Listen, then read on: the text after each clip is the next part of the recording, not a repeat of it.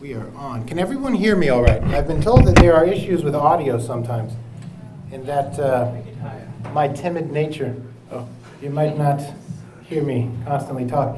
Philosophers have no problem talking. You heard the joke about, and I know you're supposed to start with the joke, but this actually just came to me. The joke about philosophers and mathematicians, right? When universities are deciding what they have to buy for each department, for the math department, you need pencils, you need paper, you need trash cans. Philosophy department, you just need pencil and paper. You just keep everything. But I wanted to thank you for welcoming me here. I was talking to several people how inspiring it is to be in communities like this, because Our Lady Seat of Wisdom is a community like this.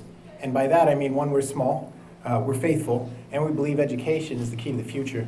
So tonight I'm going to just talk about, the title of the talk is Great Books and Beyond. And I have to say, part of that was a bit of rhetoric, because I understand that great book high schools, as good and wonderful as they are, sometimes we can think that after having read Dante, right? So we're good to go. We've read Dante. We've read Plato. We've read Socrates. But somebody said, and I actually don't know who, so we can say me tonight, said, he who reads but once reads not at all, right? The question isn't, have you read Dante? It's, how many times have you read Dante? How many times have you read Socrates? And again, it's not really a question of quantity in this case, right? The depth of these kinds of works lend themselves to contemplation. So the great book education, great books and beyond. So we're thinking not just beyond our great books curriculum here, but beyond this school, beyond high school itself. Now, one of the things that great books do, I was looking at the curriculum here, and it's quite impressive, right? Very broad. It talks, you get to read the historical greats. But when we say great books, what we really mean is great minds. Right? What we are trying to do is connect one another, connect our students to a dialogue, the dialogue of the human condition, the dialogue of the history of man. And it is by virtue of looking to our past that we understand our present and look to our future, because we are in a great dialogue, right? Other high schools don't give this to people. Other schools don't give this to you, right? They isolate, temporally, they isolate you. Whatever happened 20 years ago, about 20 years ago, is what is essentially the beginning of the movement. I worked the last couple of years before I took this position, I worked in an artificial intelligence company. And it's funny, you mentioned about becoming our own gods. Well, our titles were ontological engineers. Can you imagine the cheek there? My dissertation director said, well, that's a rather divine title, right? So yeah, ontological engineers. But I remember I was speaking with one of my colleagues at the time, and he was talking about, we were using this AI unit, Psych, and talking about giving Psych different worldviews, different perspectives. And he goes, for example, marriage, we have this relation of marriage. Well, if you put it in the fundamentalist Christian worldview, it's between a man and a woman. But you just put it in like normal place, and it's between two persons. And I was thinking to myself, this is a 50-year-old man's got a doctorate in philosophy, working in comp sci for 20 years, and he had no history. Actually, for the last 14,000 years, it has been between a man and a woman. It's only been about 20 years that it has really changed to be with anybody. So we should actually put it on the hippie, liberal, crazy person point of view is between anybody. And then the normal view is between man and woman. But this is the point of a classical education, right? Is you have opened up the human experience to your students, to your high school students in this case, at Our Lady Seat of Wisdom to the college students. And what is very important for us to get across in this place is that this is just the beginning of an education. Right?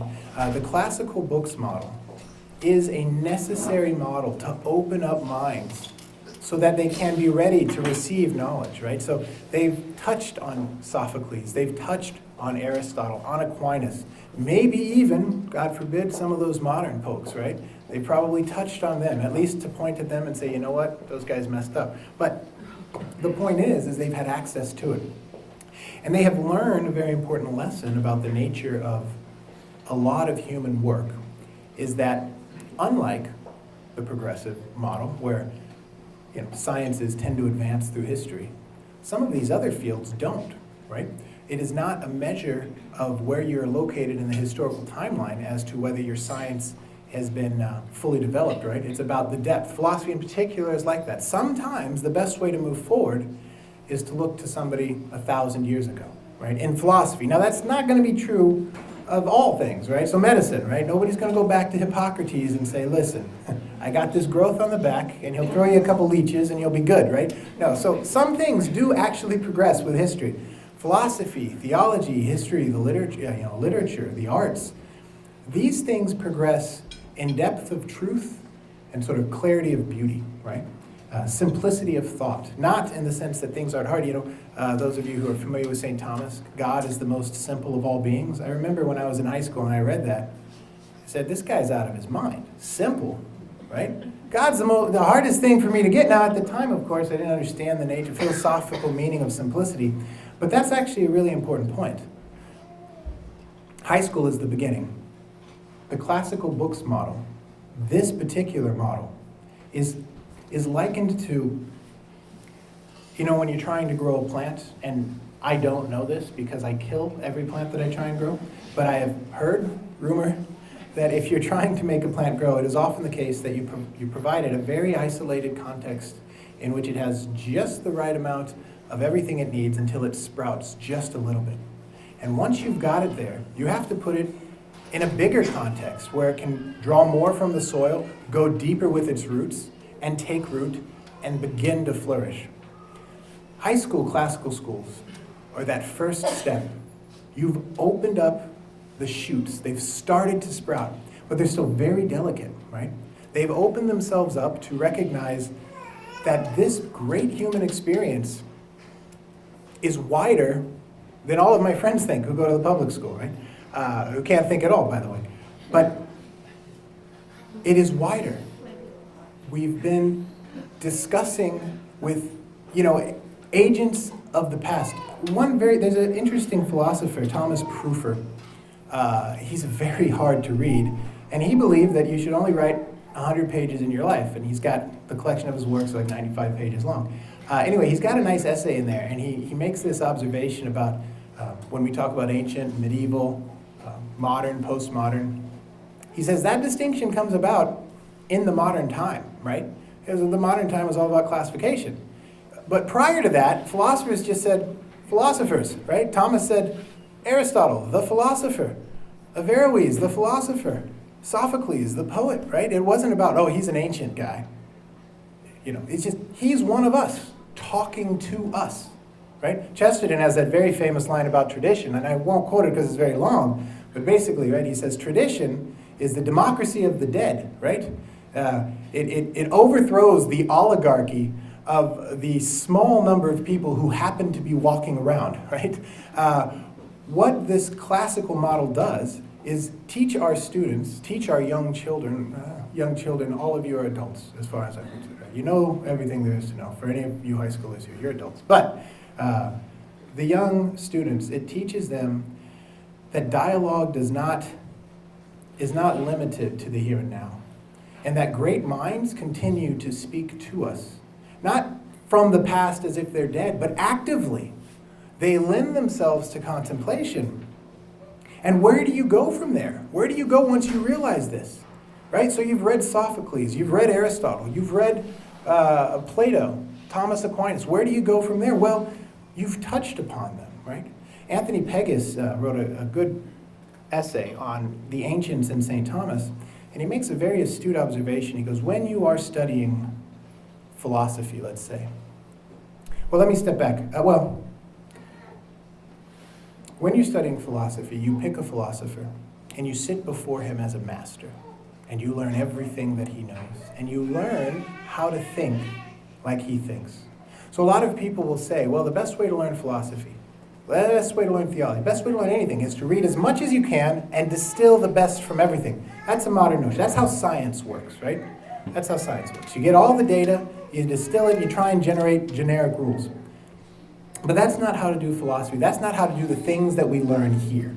How we do the things that we learn here is we pick exceptional minds, and we study those minds, and we dialogue with those minds. And it is less about what Aristotle knew, like ants had 4 legs and 2 arms, right? That's wrong. And more about how Aristotle thought. And when you adopt that, when you learn that, then you can engage anything, right? When I was working at AI, it's funny, it's supposed to go down the annals of the company. There was 14 of my fellow ontological engineers, right? Some seniors, some juniors, some programmers, everybody there. And it was like a pitched battle, right? I mean, I was just lobbing up Aristotelian arguments for their craziness, and they couldn't beat it. And they were getting angry, and they were getting furious. Now, the point is some of the people that they were citing, were using, I didn't know. I don't know who these people are. But I can tell when they're full of you-know-what, right? I can tell when the argument doesn't make sense. Why? Because I learned from Aristotle. I learned from Thomas. I learned plays from Sophocles, right? I learned from the best because I didn't bias my education on the living. And that's what classical education does. But it doesn't stop at high school. And this is actually very, very important because after high school is the very last chance that anybody has to become educated. The very last one. Because when you're educated, you learn how to continue your education. But if you're not, you're stuck at where you're left, right? You're stuck at wherever you stopped. And so it's very important to realize that once you have opened yourself up to this great dialogue, you're in the room with the greats. You have to pick a master. You have to sit before the master and learn how to think. And the only way to do that is to go from having read Sophocles once, an excerpt, to having read everything he wrote 4 times in the language he wrote it, and read who's written on it, and what they thought about it, and how they thought that way, and where they're wrong and where they're right, and how has this affected other playwrights through the ages? Have we noticed anything special from this, that, or the other thing? That's what you do in college. But that's not what you do in college, because very few colleges do that anymore. Nobody educates. And this is one of the main distinctions that I make at our school, at Our Lady of Wisdom, at this school. There's a very sharp distinction between education and training. When you're trained, you learn how to do one thing very well. When you're educated, you learn how to do well in all things. And that's the difference between a free human and an entity of the state, or an entity of corporation, or an entity of business. Unfortunately, the vast majority of universities, the vast majority of educational facilities are very expensive training grounds. And not particularly good expensive training grounds. When I was in New York, I would constantly get email offers of coming to seminars. How do you manage millennials? How do you manage credentialed idiots? Right? The people, they have the degrees, but they don't know what to do. They don't know how to think. They don't know how to talk. Right? They don't know how to write an email. Heck, they barely know how to walk without a phone in their hand. Show up 30 minutes late, expect the raise in the corner office. Have been told by their professors that feminist accounting is the wave of the future. You know, that the dollar sign has to wear a dress, which is actually male. Anyway,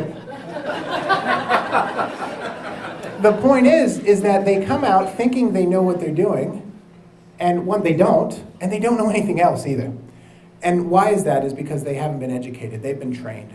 You know, it used to be that college education was about educating, right? Learning histories, the sciences, the maths, the philosophies, the rhetoric, the grammar. And then what would happen is you'd go out and you'd choose your vocation. You say, okay, you know, now I'm an educated man, and or woman, and there's only two options. And I'm going to go out and do something now. I know my place in the world. I know how the world works. I know how things relate to one another, how they relate to me, and how I relate to them. And now I am going to what? I'll be a boatsmith, or I will become a doctor, or I'll become a historian. But as an educated person, you can do that. And you can find joy and delight in whatever you do. And those people started making money and becoming useful. And they said, well, why don't we just add a 4th year of training onto that college degree, round them out, so they'll get the education, then they'll get the training, and then they'll have a career. So people start seeing that gets effective. And they say, wow, the best way to make money is to get this college thing, this degree that comes out. That, so what did you get your degree in? Accounting, business, science, biology.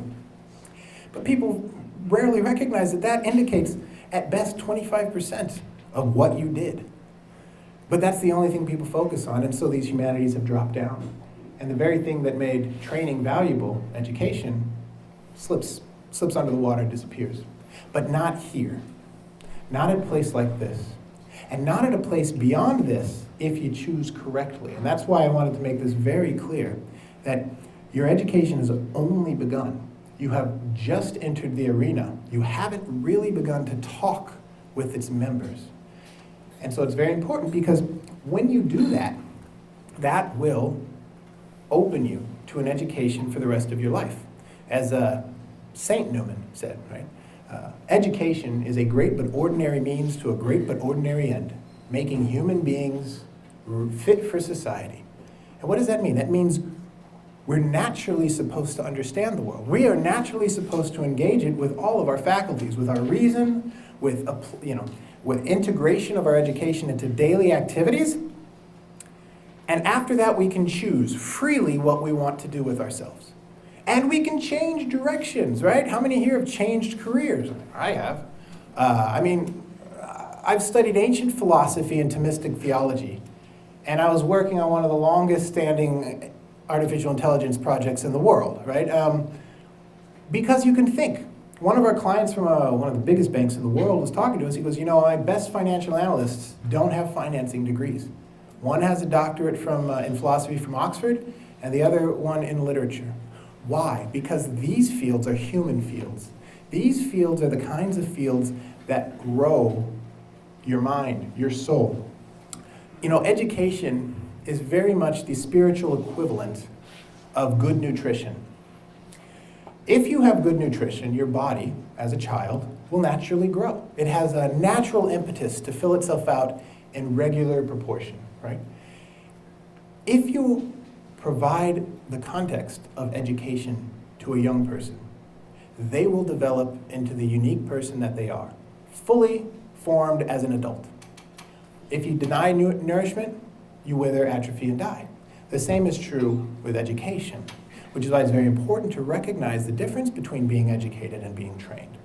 And that is what we're talking about. We're talking about the context that allows you to become what you've always been meant to be, namely a human in the image and likeness of God that can go out and transform the world no matter what you do, right? It does not matter if you make money. It doesn't matter, you can make $1 million a year doing something you hate, right? And you'll be miserable. You can barely make it by doing something you love, and you never question the decisions of your life. Because what an education does is it makes you confident. And not confident in a machismo way. It makes you know yourself. Nadi Seaton, right? That was the big expression over the oracle, right? For Socrates. Know yourself. And when you know yourself, you can apply yourself.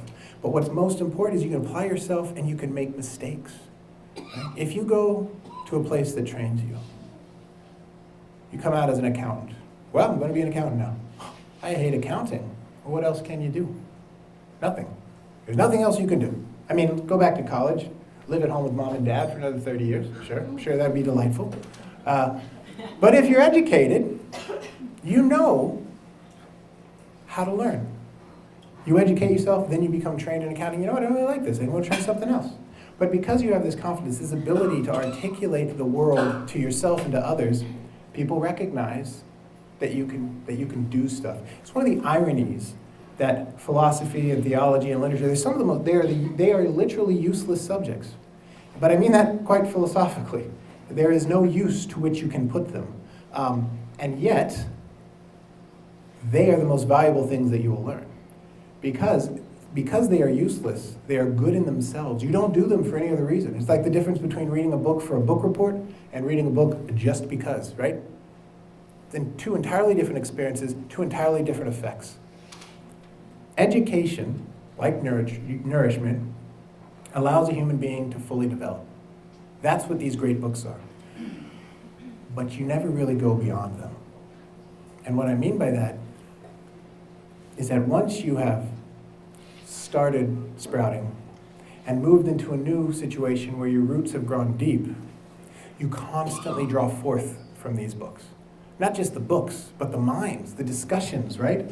The overall appreciation. I mean, one of the great things that I like to do is I read authors that I like to read, right? You literally shoot roots through history, and you draw from the best minds of history, and you bring it all forward.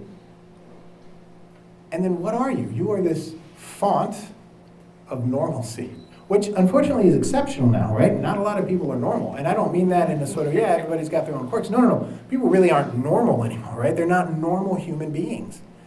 But this is what an education does. It makes you normal. And I hate to say that most people aren't that way anymore, but they aren't. We were always meant to know.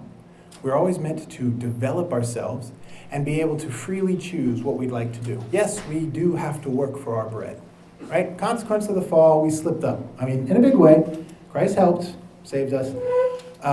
We have to work for our bread. But we don't have to become a slave to our bread, right? And what happens is when you're only trained, you become a slave to your training. And you do not get to enjoy a human life. C.S. Lewis, a big fan of C.S. Lewis here, I suspect. His first and second things. One of the things that education most especially does is it teaches you to put things in the right order, right? So you let the dog die before the baby, right? That obviously. I mean, some people won't nowadays, right? They're weird. But you let the dog, I remember talking to a friend and, is peace-loving, don't hurt anybody. I was like, so if you're trapped in a cabin, snowed in, with your dog, you guys are starving, would you eat your dog? Well, goodness no. I said, well, he'll eat you. And that's the difference between us and animals. He will eat you. He might wait till you die, but he's going to eat you. Because she's like, no, because she was trying to argue that, there's no difference between humans and animals. Well, there's a difference right there. I'm positive he's going to eat you. But the point is we are different, and we are supposed to grow into these fully formed human beings that can function in a normal way. And that only happens if we're educated. Colleges today don't do that. Education schools don't do that, right? They've replaced history with sociology, or whatever, social studies, right? They certainly don't teach philosophy or logic. Literature is a funny thing, right? Literature is very special because it's kind of like the psyche of the ages, right? It's like a psychological analysis of whatever historical period you're looking at. And so to a certain extent, if you read good literature, you'll understand good psyches. But if you read crazy literature, you will become crazy. And that's what they start doing. They start asking you to read crazy things. But not here. And you need to recognize that. Because the great irony of this all is that you, as I mentioned before, you don't go beyond these great minds. These great minds were literally gifts to the world. And they were given to us to contemplate throughout our whole adulthood. I mean, some of you might be Aristotles and Thomases. I will honestly say of myself, I am not. So it's really good to constantly go back to them, to constantly reflect on why they thought about the way that they did, why they thought so thoroughly, so concretely. And what will unfortunately happen, this happened to a buddy in the computer world. He and I started talking a lot about Aristotle. And I said, I'm telling you, man, you're going to get bored of your friends real quick the more you start reading these guys.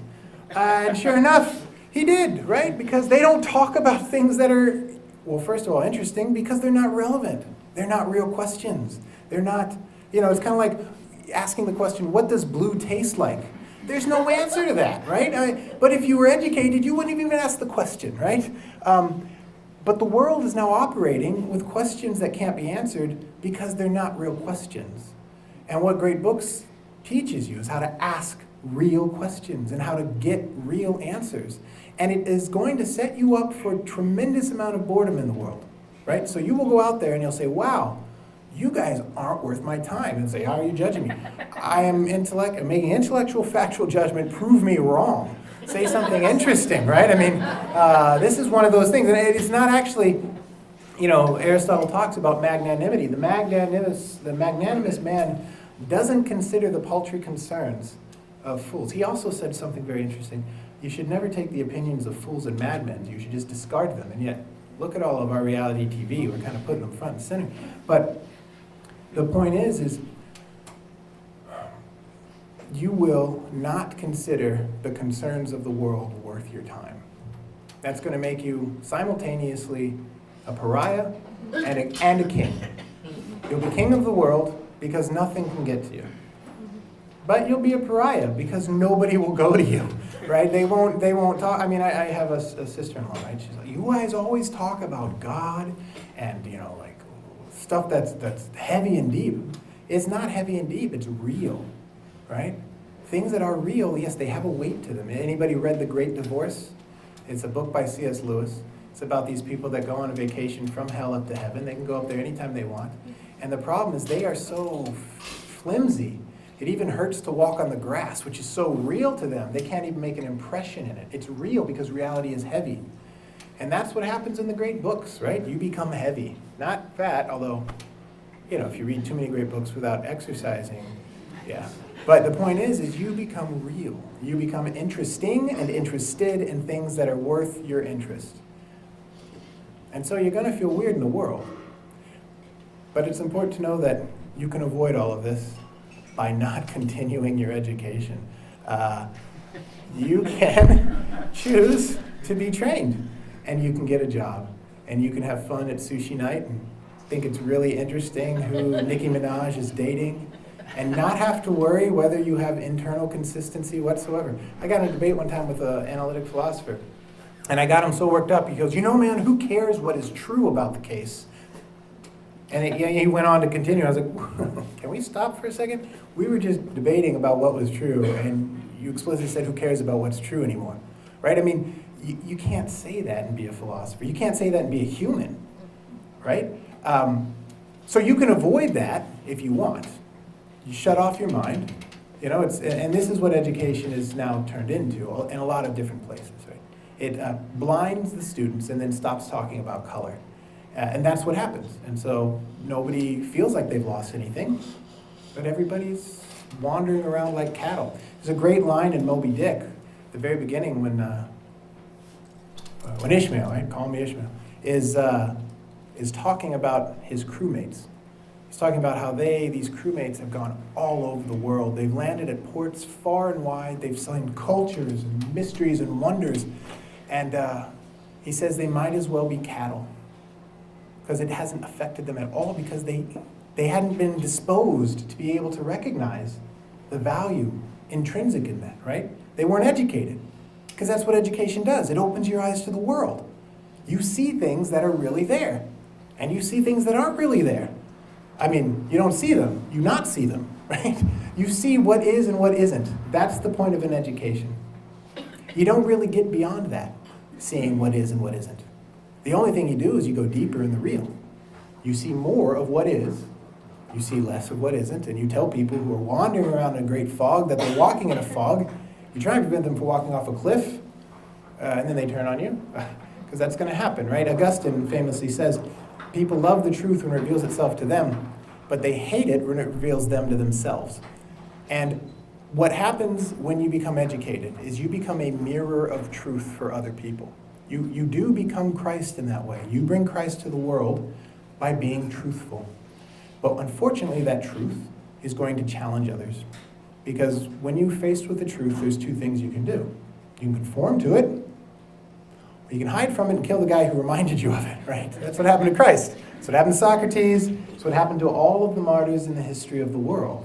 They have shown people the truth of themselves in light of the truth of the world. And they were killed for it, right?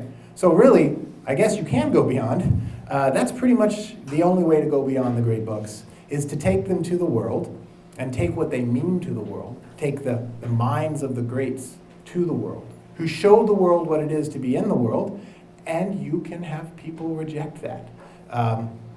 So that's one way to go beyond it, I suppose. Anyway, I'm just going to sum up here. I've been talking now for 30 minutes.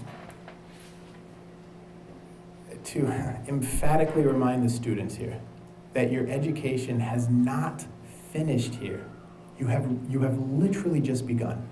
And just like any new something, especially a new natural something like a plant, you have to make sure it goes in the right soil afterwards. Otherwise, this great inroad, this opening up of the symposium to you is going to close down and you're going to forget it was even there. So I mentioned that when you think about going beyond this school, to find schools that will provide that to you. Now, actually, the greatest one in Canada, Our Lady Seat of Wisdom, but the biggest point is there might be other ones out there. I doubt it, but there might, right? And so just make sure when you are looking where you go for your education that it is indeed an education and not a training, all right? So I want to thank you for your time. Thank you for the welcome here. And I look forward to talking to you maybe after this. Thank you.